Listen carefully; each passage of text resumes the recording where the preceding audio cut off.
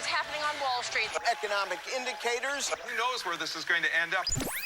To understand the economy, you have to understand human nature.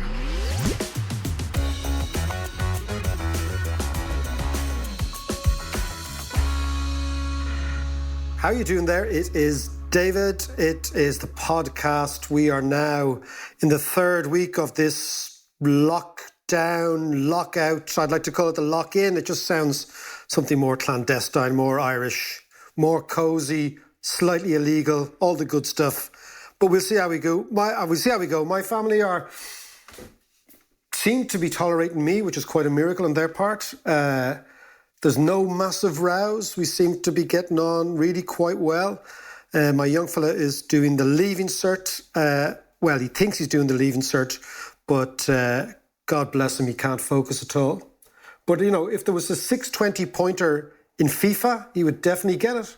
And he was trying to explain to me, Dad, that gamers make more money than economists. So let's see how we go. I'm joined, as always, every week by your man himself. What's the crackhead? Hey, how's it going? I'm cooped up here. Jim Larkin's lockout and all that.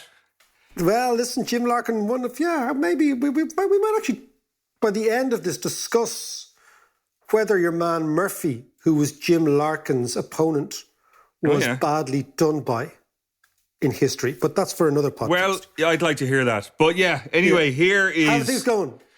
It's grand. All the girls are great. Our big problem is on the day that we were all locked in, our dishwasher broke. And, oh, no. I don't know when was the last time you washed dishes by hand, but it is a pain in the arse. And I rang a guy and he said, yeah, we'll come out. And of course, then the lock-in and he's not here. So we've another, whatever it is, 4-6 weeks of washing. And it is at the root of much consternation in the house. Well, that's first world problems. It is a first world problem, but John, we were brought up in houses with no dishwashers. We were all brought up in houses with no dishwashers. We were brought up in houses with no colour TVs. But it's interesting you mentioned that about housework, okay? Because so few people put these together. Do you know probably the most productive invention of the late 20th century? You know when you hear about great innovative things like the internet and whatever, right? Yeah. Probably the invention that made most difference to the economy was the invention of the washing machine. Did you know that? Really? How do you mean? So if you think about it, right, so the washing machine, the humble washing machine, which becomes available in the 1950s and 1960s and into the 1970s, but 1950s, 1960s revolutionized housework. Right. Now, if you go to a developing country, and we might talk about these countries later on, what you'll see, and this has been the case for thousands and thousands of years, certainly hundreds and maybe thousands of years, is that an enormous amount of time for a housewife, for a woman running a house, is spent on lugging clothes to a well to wash and lugging them back. Clothes washing, one of the most time-consuming things that anyone can do. Absolutely, yeah. You invent the washing machine in the 50s. You disseminate this very, very widely. People buy them straight away. They're bought like nothing else is bought. And what amazing thing happened, right, was that you see an extraordinary shift in female working in the workforce after the washing machine. What happened was the washing machine saved so much time for the average housewife that this liberated loads of time. Millions of women went into the workforce. They would never have done so had it not been for the washing machine. This drives up productivity dramatically because the productivity of a country is a function of investment in technology and the labour force. So suddenly the labour force expands. So when you're trying to look at the glory years, of Western Europe and of America, the 50s, 60s and 70s, and you're trying to identify what was the spark to productivity, what was the spark to the growth rates, why did rates grow so quickly, the humble washing machine is one of the more plausible reasons, because women who had been in the house are liberated from housework. they're available for work, they go to work in great numbers, they drive up the productive capacity of the economy, and you see that in GDP and income. So that's amazing, there you have actually. it. Yeah, it's that's really interesting. good. So, some inventions go unnoticed by mainly male commentators and economists, but actually have a huge, huge impact on society. What do you mean mainly male commentators? Because most economists are blokes, and they're looking for very technical, kind of quasi-scientific reasons as to why things happen. But some things happen for very basic reasons, which is you reduce dramatically the amount of time that women used to spend washing clothes by the invention of a dishwasher. That liberates them. They leave the home, they come into the workforce, and suddenly you have the women as consumers, as producers, as wage earners, and as economists, as office workers, and as economists. Well, as economists, we're getting there, but one of the problems with economics, John, it's extraordinary. Last year, economics was the single biggest undergraduate degree in terms of the amount of people taking it in America. Right? So it's the biggest. So studying economics now is actually the biggest undergraduate degree for most people, which is amazing. That wasn't the case in my day. That can only be a good thing. Yet only 28% of people who study economics are women. And that's shocking.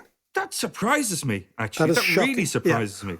And economics is very, very male-dominated. And I think, unfortunately, as a result of that, has missed lots and lots of social factors. So, female economists are still very much the minority. At Kilkenomics, we try to get as many women as possible. It's getting there, but it still is one of the lowest represented for women academic pursuits in the world. That's incredible. But we'll change that. The podcast will hopefully change that.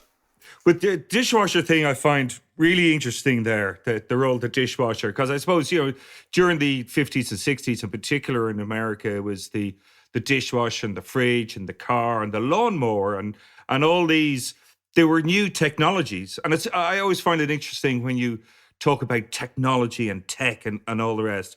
After a while, it just becomes a dishwasher and not technology, if you know what I mean. Well, okay, so if you think about there's the most precious resource that everybody has is time. Yeah. So consequently, time-saving inventions have enormous ramifications for societies that sometimes aren't appreciated at the time. And interestingly, all those inventions of the 50s and 60s, those domestic appliance inventions, were time-saving at their core. Now, interestingly, a lot of the new inventions, such as the smartphone, are time-consuming inventions. Think about it, right?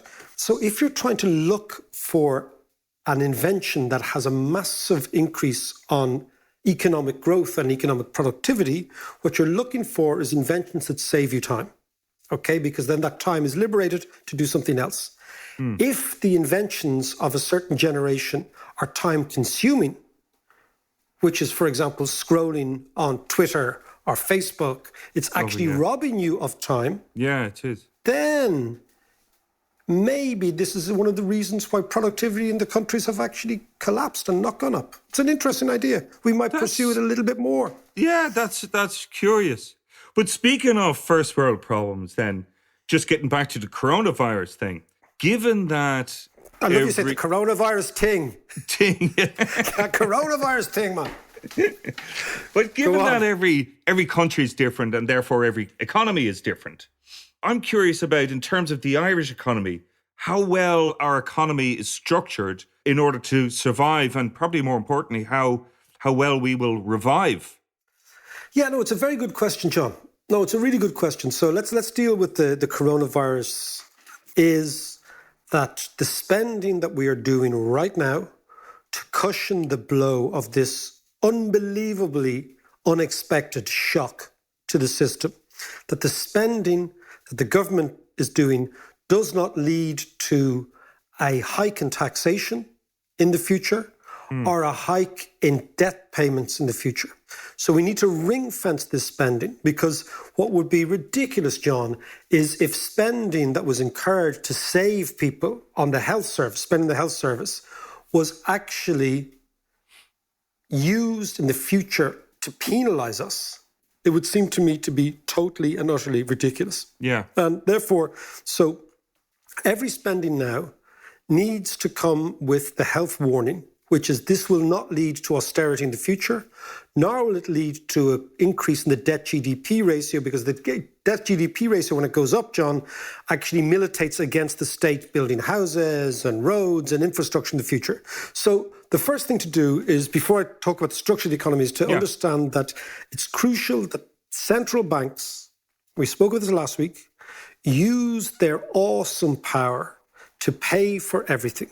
And by that I mean, the interesting thing about a central bank, it's one thing people won't tell you, right, is the central bank can just create a big skip, right?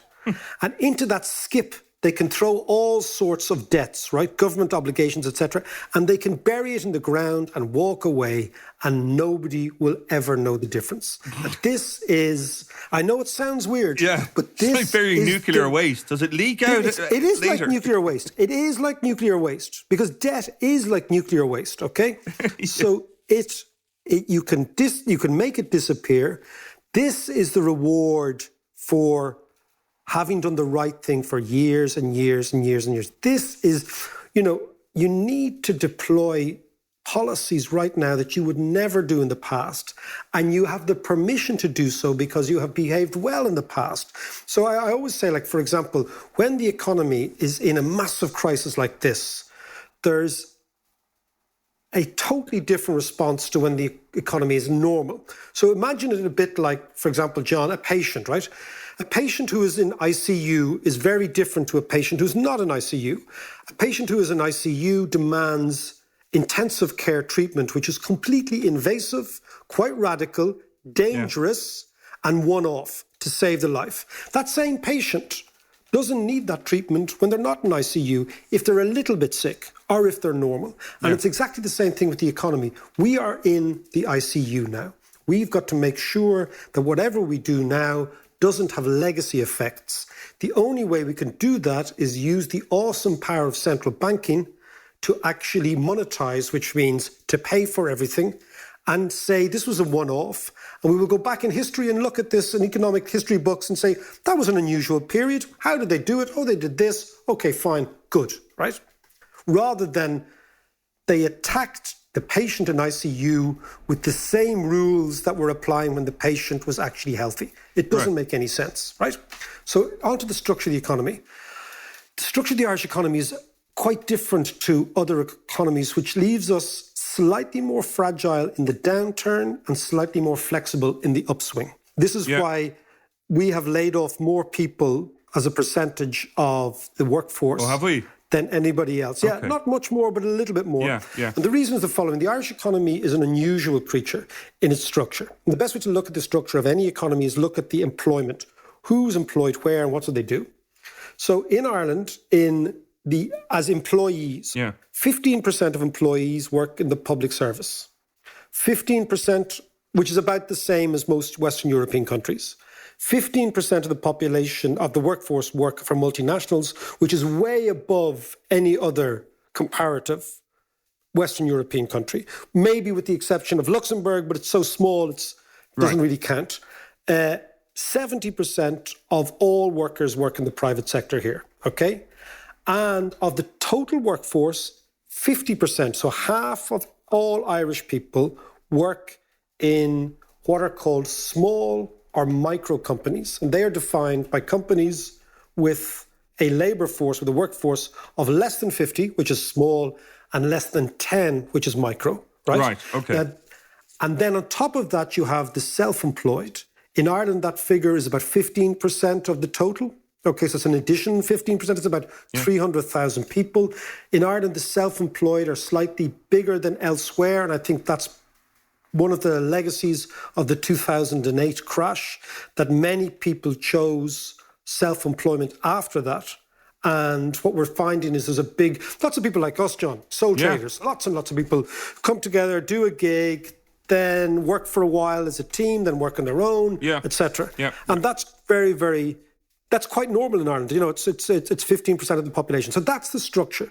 And it means that the structure, particularly the people who work in small companies or micro companies, are more exposed. The reason is, John, those companies don't have cash flow. They're not sitting on because of their size. Because of their size. Because it's a kind of precarious existence. You're small. Now, you contrast that with other small countries. For example, take Denmark, Holland, Sweden. These are also small countries in the global economic sense. And Switzerland. These European countries, and Switzerland, yeah, actually, you're right, and Switzerland. These countries do have big companies. So you think, why did they have big companies and we don't? And I think it's because Denmark, Sweden, and Netherlands, although they're small now, were once empires.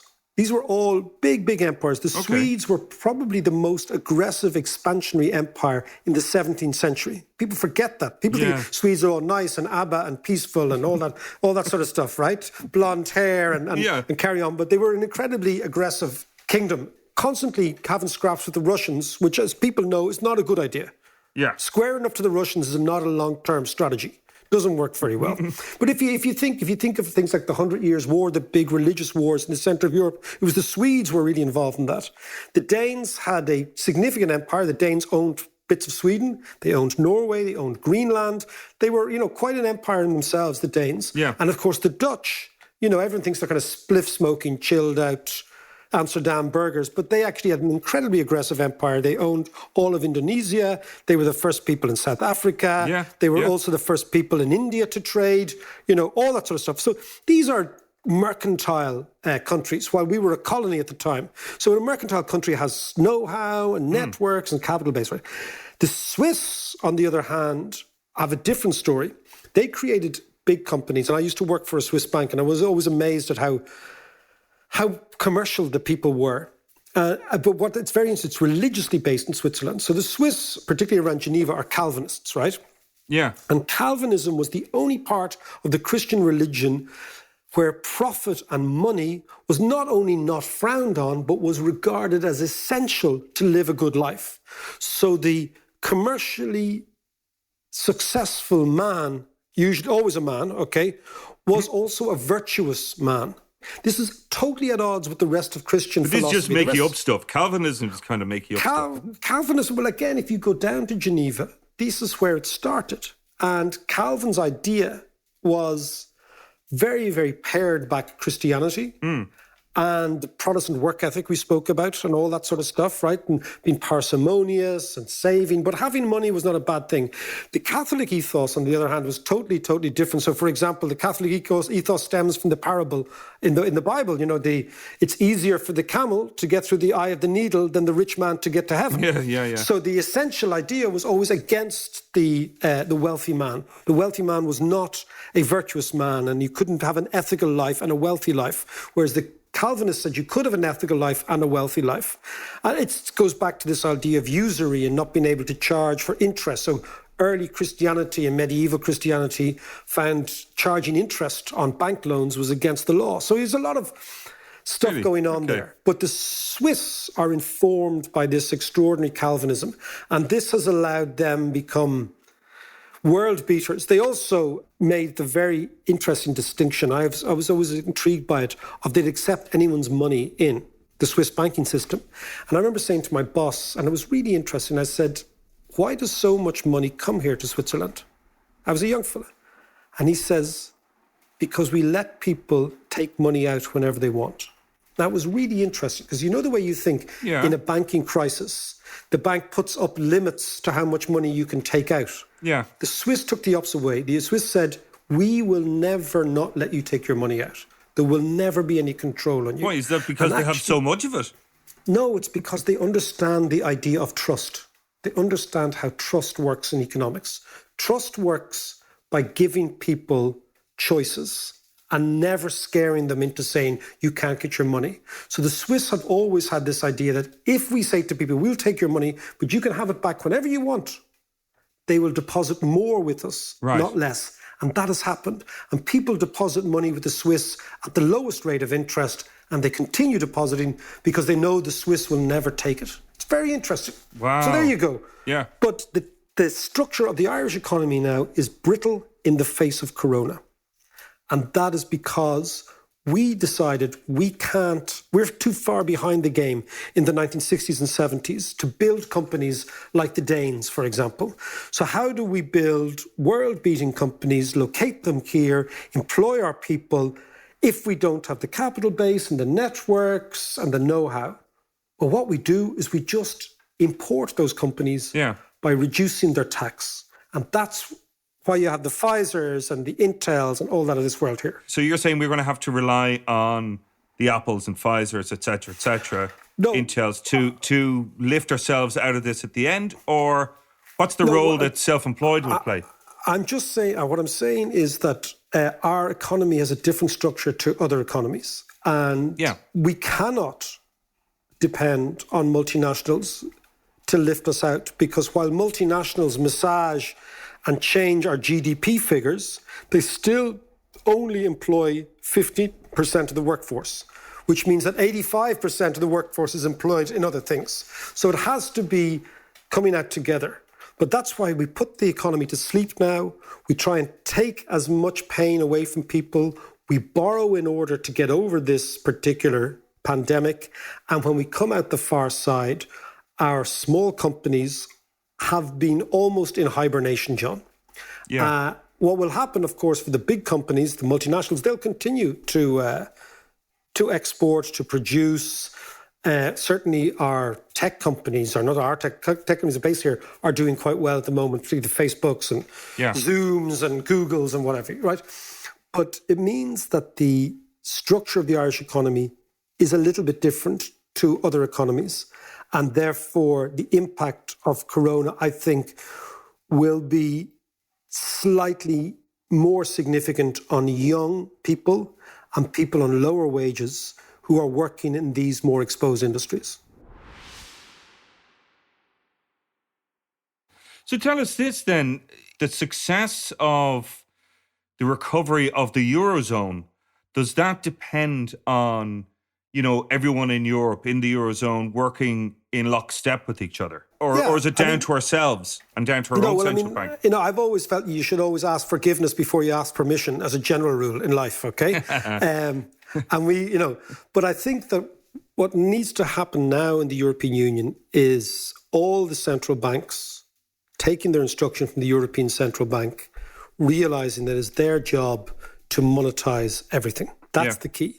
Because that means issuing, for example, we spoke last week, 100-year zero-rate bonds, etc. It also means Germany and Holland realizing that in order for Europe to make this as painless as possible in the circumstances, we have to issue these Corona bonds, these mutualized bonds, which basically means that we all have to pool our resources and borrow together.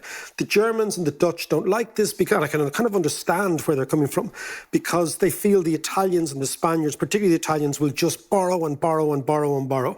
But their fear is that, the Italians want a German lifestyle but aren't prepared to work for it. Okay, so the Italians want, for example, the Mercedes car, whatever.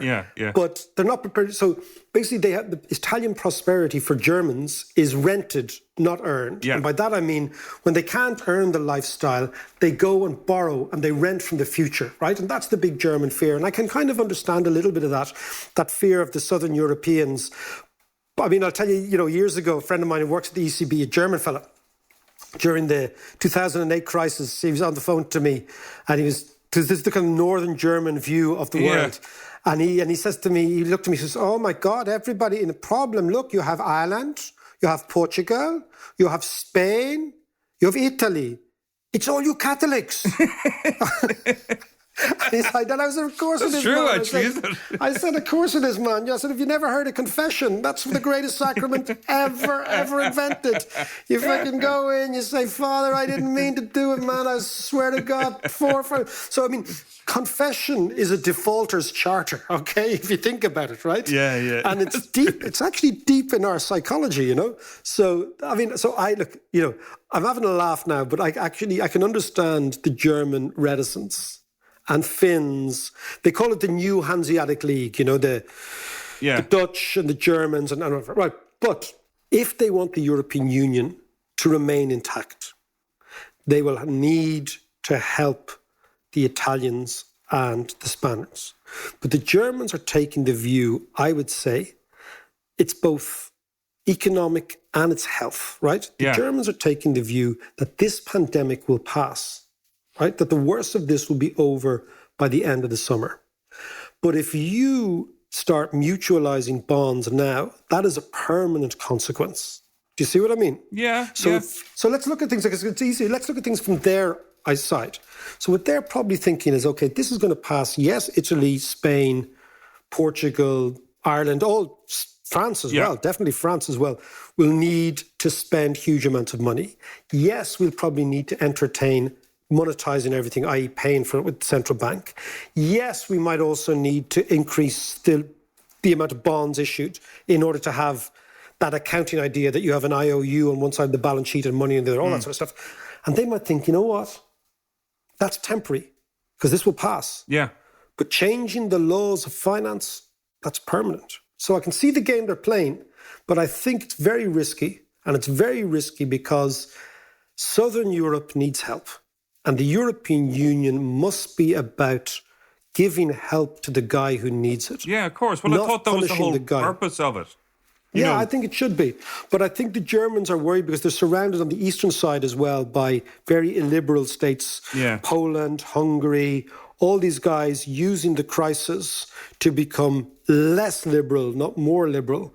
And so I think the Germans are naturally feeling a bit hemmed in by the whole thing. Yeah. And they have been very successful, it seems, in reducing their death rate in the pandemic due to incredible testing and planning and all that. So I can understand their position, but I also think that European solidarity must win this particular battle. That's my sense. But to answer your point, John, therefore, the European Union needs to be stronger in this battle. Yeah. Now, the problem for us in Ireland is we end up reading the British press.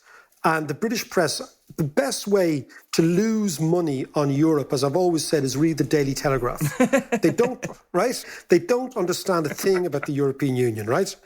Because they believe that at some stage the European Union will collapse. It's only a matter of time and they'll be right. So their view of the world is all about proving themselves right in the end game, rather than analysing what's in front of their nose. And what's in front of their nose is people don't give a shite about Brexit. Okay, it's over. Europeans have moved on for much bigger problems. The Brits can frankly go and swim as far as the Europeans are concerned. And they will protect the political capital that the European Union has devoted to the project since 1956, when you had the Treaty of Rome, which kicked the whole thing off, 1956-57. Yeah. That ain't going to go away. So I think the European project will be not only saved, but maybe enhanced. But Germany and Holland might have to take a small bit of a financial bath to do that. Yeah, well, that might be the cost of it for them. But actually, you know, it is one thing that Brexit has disappeared. But maybe we should come back, revisit that in the next couple of weeks and see where we're at with that. But in the meantime... It has disappeared, John. But you know what worries me is the hangover from Brexit. We won't get onto it. This is Ireland, North and South, having two different pandemic approaches in the health space. Yeah. And the Northerners, particularly it all splitting along orange and green lines. That's very worrying. My sister-in-law works in the Ulster Hospital in Belfast. And she said they're terrified. She said they're not prepared, they don't have the right equipment, and they're not getting any messaging properly. You know the way... Yeah. You know, so if you I've heard this listen before, actually, yeah. They don't, that's just up the road in Belfast. They're not sure. They said, like, at least down south, as they said, as they call us Mexicans, people who live south of the border. Oh, you guys down there in Mexico. Mexicans are getting their act. So my brother-in-law, Mexicans are getting your act together.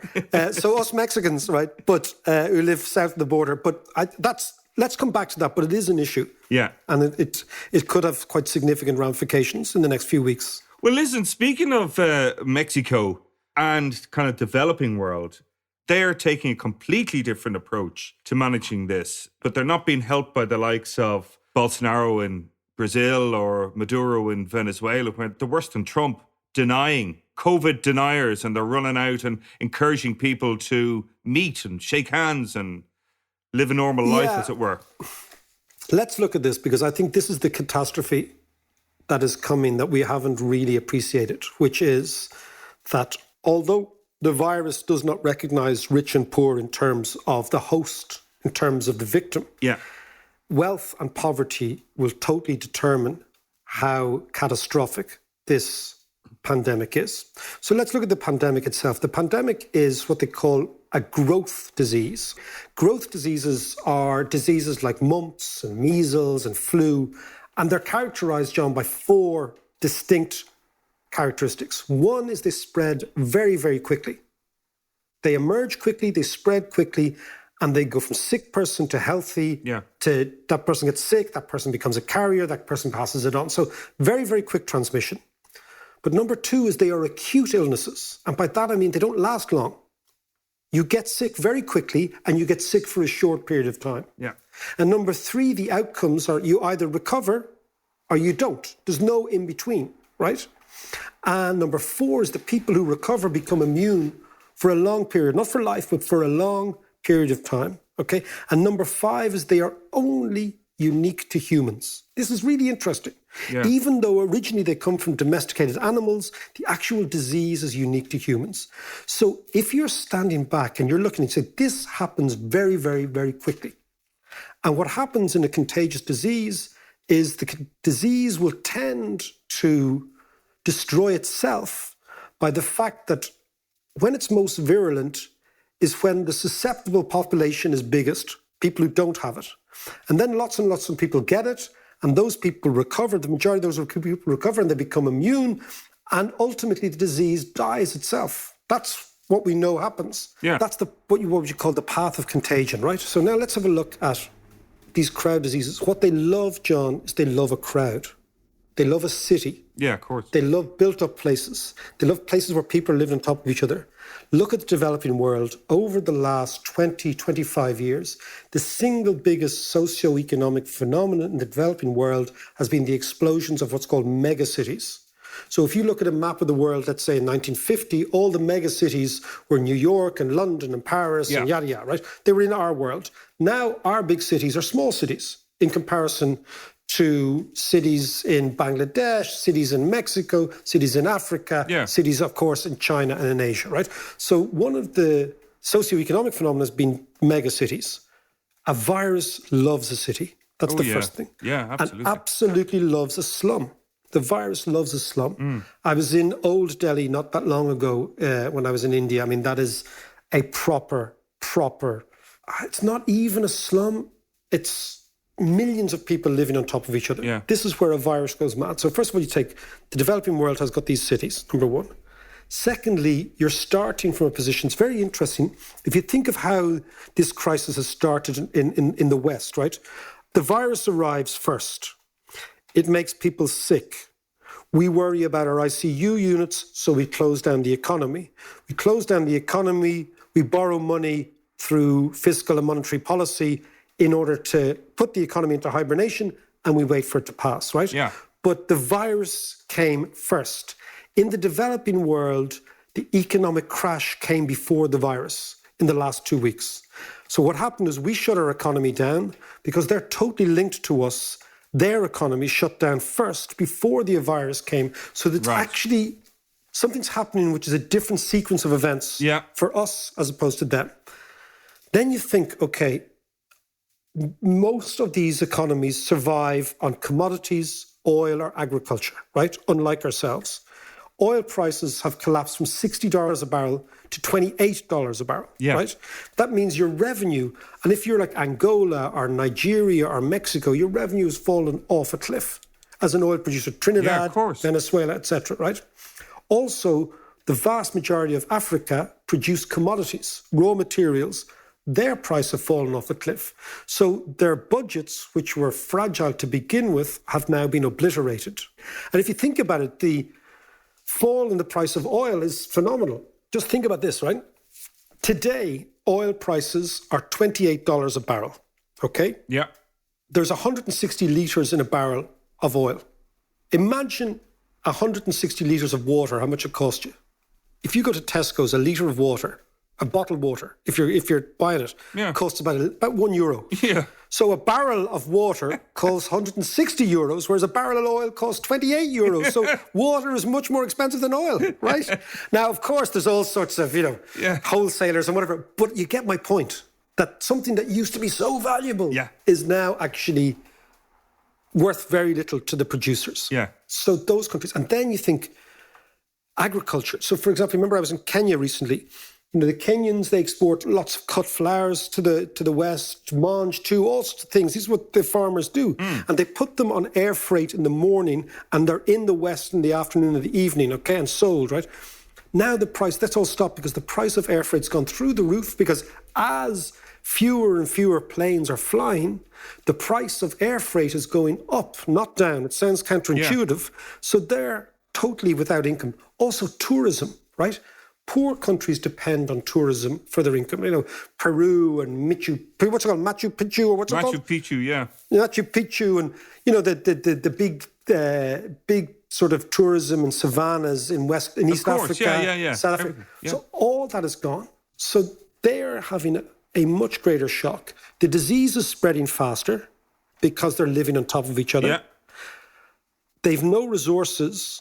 And just think of their starting position, John. It's awful, right? In Africa, the average country in Africa, in sub-Saharan Africa, spends 10 euros a year per head on healthcare. 10 euros. Right. In Ireland, last year, before this started, we spent per head on healthcare 4,980 euros. Right? So compare 10... Right? So they have no sense. They're living in slums. Like the slums are in India, in Brazil, in lots of places in Latin America, lots of places in Asia still, really, really poor living conditions. That's where the disease is spreading, particularly in Africa. And do you remember I was saying to you, we were talking about poverty before, and I said, an interesting way of looking at poverty is through the lens of time horizons. Right? That poor people don't have time, right? So basically, when you're poor, your anxiety about money is today. You need cash today to pay your bills, to pay for food. When you're rich or when you become richer, one of the things that actually changes is your time horizon changes. So you can actually imagine, as a wealthy enough person, September, when somebody says, this will pass in September, you can imagine what September looks like. If you're poor, you can't imagine what September looks like. You can't even imagine what next Friday looks like because you need money today. So all these people, they understand the need for social distancing. They understand the need for them being the carrier to change their behaviour, but they can't afford it. And they've no big government. They've no bond market. They've no financial market. They've no fiscal policy. They've no tax policy. They've none of this that we have. So they are going to be hit and are being hit in a way in which we can't imagine. And then it comes back to the Bolsonaro and the Monderos of this world. And you think, maybe they are, even though we think they're being really heartless, right? Maybe they are thinking herd immunity. Remember the thing the Brits were talking about? Is our only option here because we don't have ICUs. We don't have the health service. We don't have the infrastructure. And maybe they're thinking, look, if this passes through the population, and if we can keep the death rate down as low as possible, then maybe it's better to do that. And that's why they might not be COVID deniers. You know what they might be doing? They might be thinking, this is the only way of us to deal with this because we don't have the choices the Westerners have. I can see that. And there's a logic there. Somehow I don't trust Bolsonaro. But anyway, I think he's worse than Trump. But Well, is he worse than Mike Pence, though? That's what I'm going to know. Oh, no, God, that's a good one now. Pence or Bolsonaro. Ooh, you got me going there. Okay, so you see what I mean? So, but what I hope, John, is that the world sees that we're in this together. Yeah. That for example, another thing in the emerging world, right?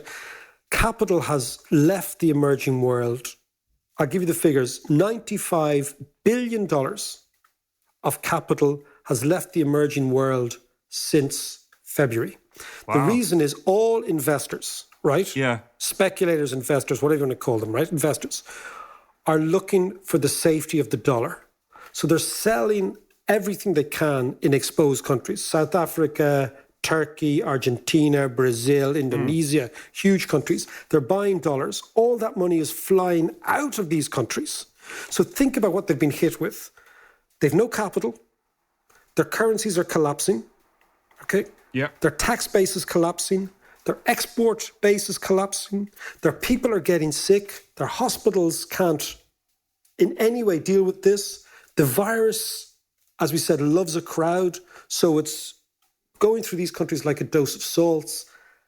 And they're not getting any aid from us. Yeah. Any material aid. Yeah, yeah. So they're stuck. They're on their own. And I think could be more interesting is if the world, after this crisis, wakes up to realize we're actually in this together. Oh, okay, Mike. Let's just have a quick look at the world coming out of hibernation. What are the long-term impacts on us as a society, our attitudes, our economy, where we go from here? How different are things going to be? But also, this has actually reminded me of a chat that you had back in Kilkenomics the year before last, I think, with that guy, Neil Howe. Do you remember that? Yep, I do. The man who came up with the term millennials. Exactly. Yeah, he's the guy who coined that phrase. And he was kind of looking at the cycles of generations over long periods of time. Yes, that's his thing. Yeah, and how they interact with each other and stuff. But his basic idea was that there's a big event that occurs about every 4 to 5 generations, 90 or 100 years. And those big events are usually a war. But the first generation after that, a big event, kind of live in a golden age of rebuilding and regeneration and restructuring and stuff. And they're a bit more humble and conservative. And the generation that comes after are a little bit more liberal. And you can actually see this like from the Second World War, like the 50s on into the 60s, which is a bit more liberal, etc. And each generation after that has a different attitude. They don't have a memory of that big event and they don't have an appreciation for it. So as generations develop, eventually a more ideological generation emerges as we head towards another event. Now, I'm probably not doing this justice at all, but you can actually hear the full interview because it's this week's Patreon episode that you can get on patreon.com/David McWilliams. But anyway, but the reason I mention it now is that I'm kind of wondering if this pandemic is the next big event, which might lead to a new golden age. What do you think about that? John, I think you could be right. Look, my hope is that we will have something like the Bretton Woods system after this. The Bretton Woods was a conference organised in New England in 1945 after the Second World War. And it was largely sponsored by the Americans, but it was the brainchild of John Maynard Keynes, who, in actual fact, John Maynard Keynes is on the course, the audio course. And John, I have been amazed by the reaction to our audio course that we put up online. It's been amazing. Hundreds of people doing it, hundreds and hundreds of people doing it.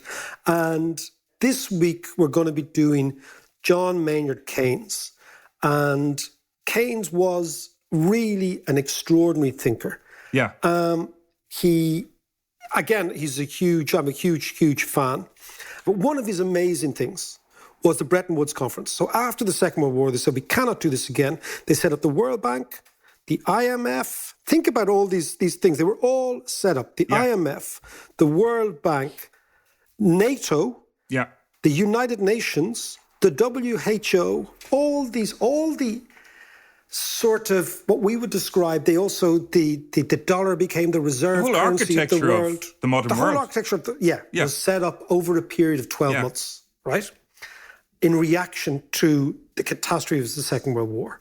Maybe, I really hope that we do that again. So we figure out that, for example, the developing world needs money. It can't simply be hostage to speculators and currency guys taking money in and out.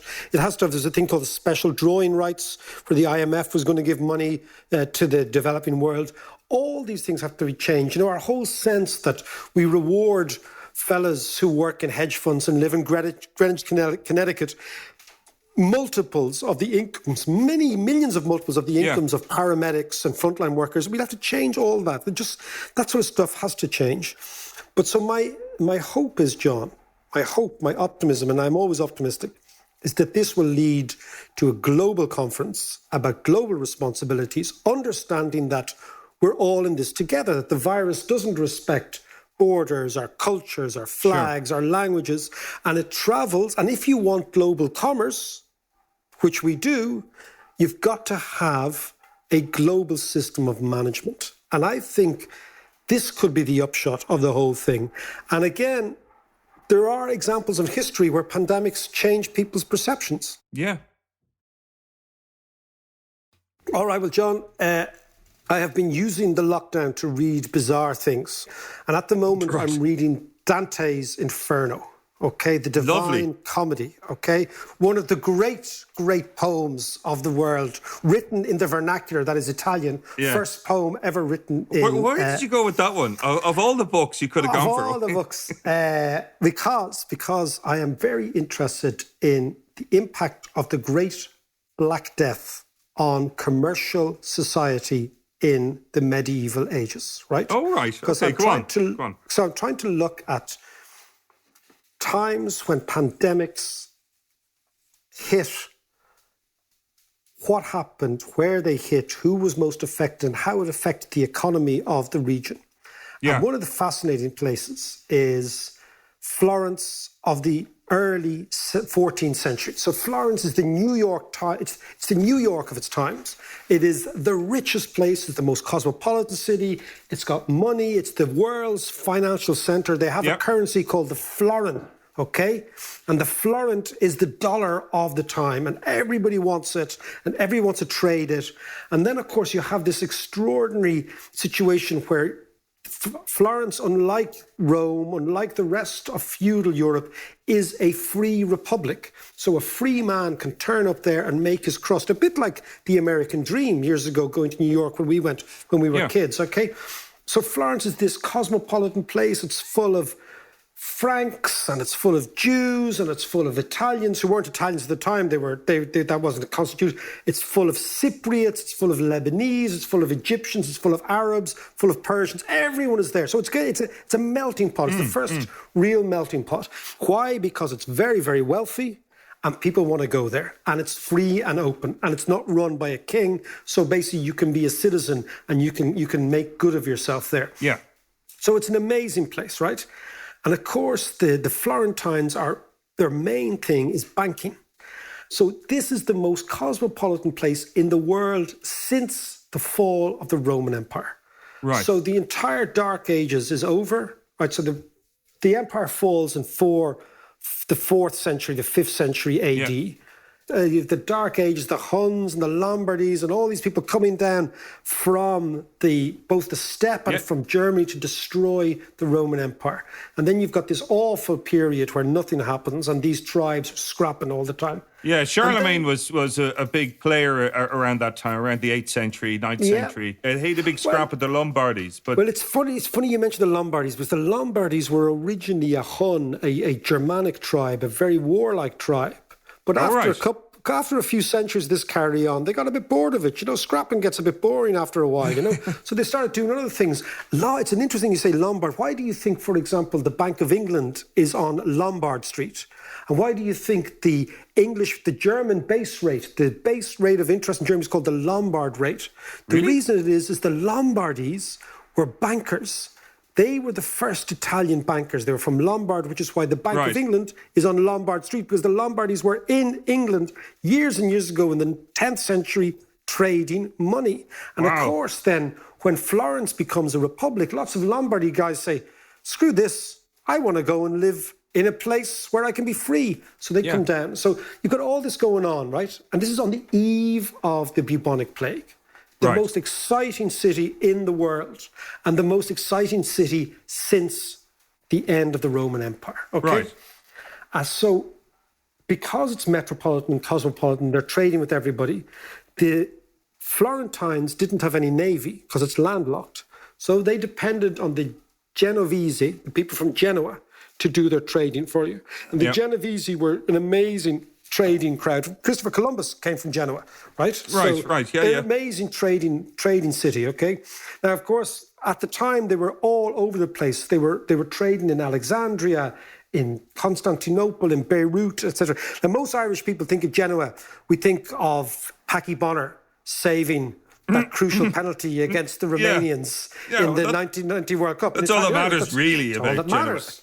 Dave O'Leary sent your man the wrong way and all that sort of stuff. But before that, there was a period, Genovese were even more important for the world when they weren't launching the Irish soccer team. But when you say the world, this is just around the Mediterranean. Yeah, but they were hugely important. They were trading with the Spaniards, with the Portuguese. Yeah. The Genovese were really, really clever people, right? And they were trading in the East, because the East was where that's why Marco Polo, in 1270, he didn't go to the West. He went East, because East was where all the action was, right? Right. And in the East, the Genovese set up trading outposts, little sort of trading entrepôts, which they manned, and they were like little trade, like kind of free trading zones, right? And they'd have a garrison, and they'd man that, right? And of course, then they'd be constantly in scraps with the local Hardshaws, right? And the Hardshaws over in that neck of the woods were the Tartars, and they were a pretty serious bunch, and they were basically descendants of, if you go back far enough, we're talking Genghis Khan, we're talking, of course, the Mughal, also serious fuckers. You don't want to be messing with these lads, right? Yeah. And the Genovese were trading with them in a city called Kaffa, which is now up where beyond Crimea on the Russian side of the Black Sea, right? Very far away. Yeah. Now, at the time, when you're trading with people, you're meeting strangers you've never met before. You're being infected with diseases you've never seen before. And you've no immunity to because you've never been out there, right? So think about what was happening, right? And in the early 14th century, we had extraordinarily bad weather all over Europe and all over the steppe, right?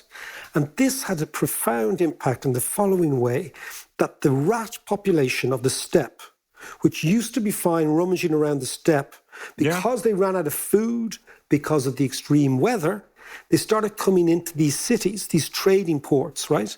And they brought with them the flea that carried the bubonic plague. Right. And the Tartars were besieging this Genovese outpost at the time, and the Genovese were doing quite well, but the Tartar soldiers started to all get the bubonic plague. They'd never seen this before. Yeah.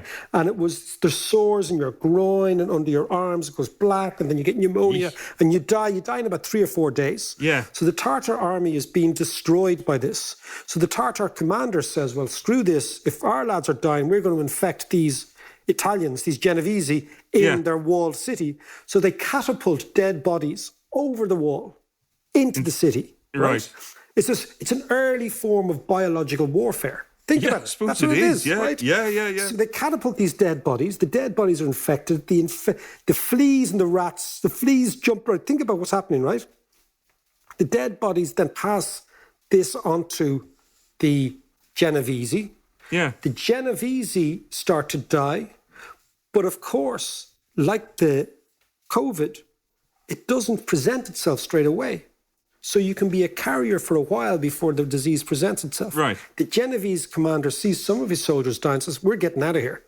And think about, these are people who believed in God, and they believed in, that this was a sign from God and all this. So they scarper, they get into their boats, and they head back to Genoa, right? With their dead, but with their infected, this is the most important thing, with their infected people, and with the rats that were hanging out in the hull of the ships who were also carrying the disease. They arrive in Italy, and what do we know about crowd diseases? They're very virulent, they're very acute, they travel quickly, and they spread widely. Yeah. By the spring And early summer of 1347, the disease arrives in Florence. And it does to Florence exactly what it's doing to New York, because it's unprepared. It has a sense of its own superiority because it's rich. Yeah. The people are living on top of each other in very, very built-up areas. In fact, they were the world's first skyscrapers, the Florentines had, okay? And the city is destroyed.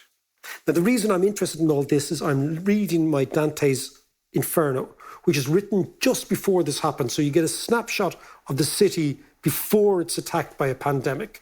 And it's an extraordinary place. But what happens thereafter? The city loses about a third of its population, decimated. Wow. Yeah. But two great poets emerge. Boccaccio, who wrote the Decameron, which was about people fleeing the city and going up, and the stories they told each other when they were actually fleeing the city. And Petrarch, the great Latin poet, Italian poet. And what they started writing about was humanism. It's called Renaissance humanism. They started writing about, well, maybe this God stuff isn't that important. Maybe there's something else going on. Maybe there's science. Maybe we have some sort of explanation of the pandemic. Okay, right. They also start, very interestingly, because the population collapses, the working population collapses, that means the people who remain end up actually seeing a massive increase in their wages, right? Because there's not enough workers around. So the fewer workers go up, wages go up. They start to think, well, hold on a second, my wages are going up. I want a stake in this thing. I'd like to live like the nobleman. I'd like to live like the merchant. I'd like to live... Yeah. And there's the first ever proletarian revolution about 15 years after the bubonic plague, called the Ciompi Revolution, which was basically a revolution of not so much the proletariat, but the actual tradesman and the guildsman. It's like a middle... What did you call it? Ciompi. Ciompi was the name of this. Ciompi. And it was like a lower middle class revolution, which is most revolutions are. As I've always said that our 1916 one was a Christian Brother revolution. Same sort of carry on, right? Yes, okay. Yes, but I do remember that. It starts to feed humanism. Humanism leads to the Renaissance, and you change in art, and you change in philosophy, and in thinking, and in learning, and you begin to put the man at the centre of this ecce homo, Nietzsche's idea, behold the man. You put the man at the centre of everything, which is, why Michelangelo's, Davide is a bloke. He's not a picture of a god, he's a picture of a man. And suddenly you get this whole change. So the Renaissance and the idea of humans trying to answer dilemmas of the world through the image of humanity comes directly from the change in thinking, which was precipitated by the calamity that was the Black Death, which struck the New York City of its time, Florence, worse than everywhere else, and actually came from the Wuhan of its time, which was the trading outpost in Tatarstan in Asia, exactly as happened here. It was trade with China and people coming and going and involving themselves with people they'd never met before, carrying diseases they'd never seen before with no immunity. It's exactly the same story. But the upshot, and here is the optimistic side, is that the Black Death led to an extraordinary renaissance in human thinking and a figuring out of a different world and a different possibility and a different way of living. And my hope is that this pandemic will lead to a similar renaissance in human thinking about how we deal with each other, in the knowledge that the pandemic has proven that we're all living on this small planet together. You're here.